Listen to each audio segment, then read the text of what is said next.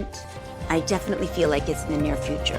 It felt like it was the right time for me to tell the full story in my voice. Being on television, doing a reality show, you're getting parts of your life, and it's edited down. And it felt like the audience really doesn't know me as well as they could or should. And it felt like the right time. I think more than anything, I want people not to feel alone. This was a deeply personal experience writing this book. And I think when you speak very honestly and vulnerably, it resonates with people. And I'm hoping that the reader resonates with the book and the honesty, and also, somehow maybe feels encouraged to live their life very honestly and, with courage and strength and transparently. I feel like there was probably every chapter that I was mulling over, and, the interesting thing is that when you're writing a memoir, as I said, it's so deeply personal. You're going back into memories, but you're not just reflecting on memories. When you're writing a book, you go deeper. And it really gave me a chance to live in these memories with thoughts that I haven't done in many years. And I think with that, there's a freedom. And I felt it. And even though I was hesitant or fearful or emotional writing certain chapters, inevitably, once I was finished, I felt better. I felt more free. There's something pretty spectacular about putting your heart and your soul onto the pages. And I feel like that's what I did. Well, don't forget, I only wrote this.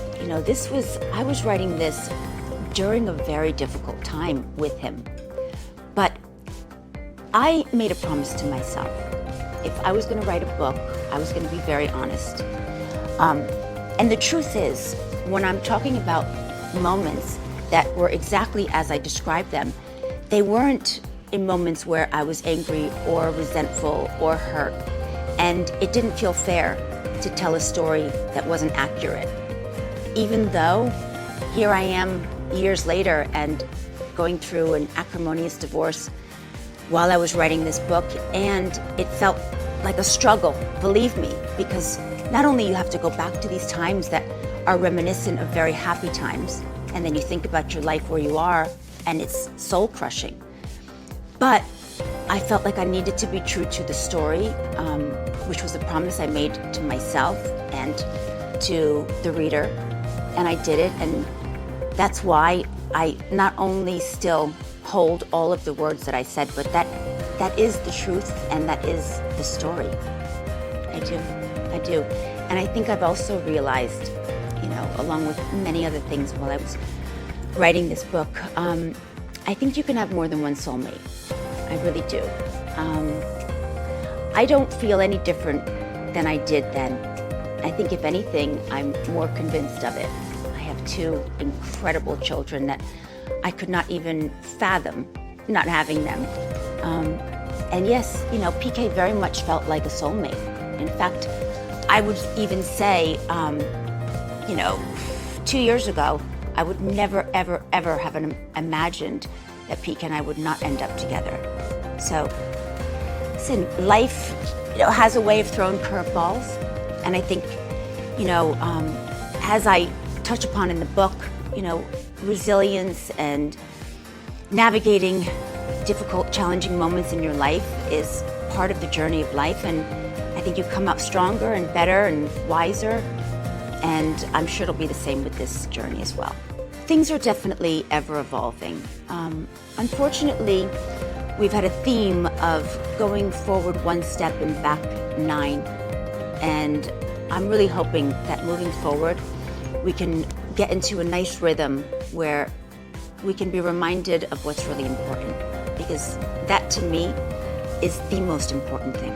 So fortunately, my children are still, young enough where they don't have social media, they don't have phones.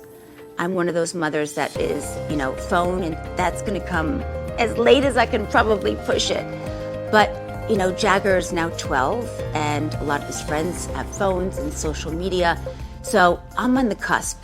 Luckily, up until now, I haven't had to have those conversations. But absolutely, we have a responsibility, as public individuals.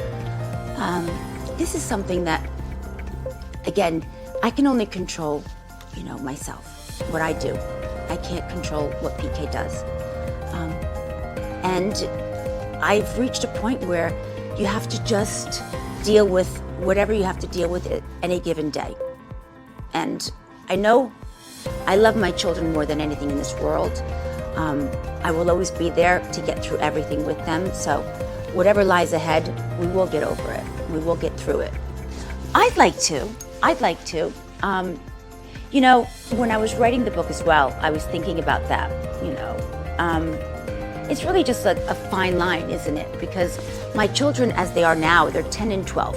So I can't even imagine them picking it up and, reading it. However, they will be adults, please God, sometime soon. I'll blink even. So it's really going to be up to them. I won't push it on them, but if they're interested, yeah, absolutely. I have reached a place where I'm looking forward to it. It's imminent. I've spent the last couple of years mothering really hard and being very protective over them, while I was processing everything. And it hasn't been easy at all. And I think that there's always a time and a place. I didn't feel ready. Not because I wasn't over PK or, my focus was where it needed to be. And unfortunately, if that's where your mind is,